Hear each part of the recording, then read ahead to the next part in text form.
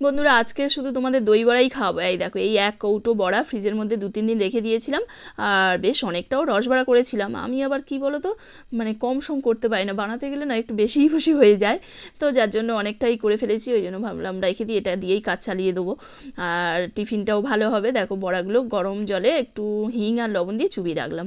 এবার এটাকে বাড়িতে একটু চাটনি বানানো থাকলে দই আর কোনো ব্যাপার নেই, দই বড়া।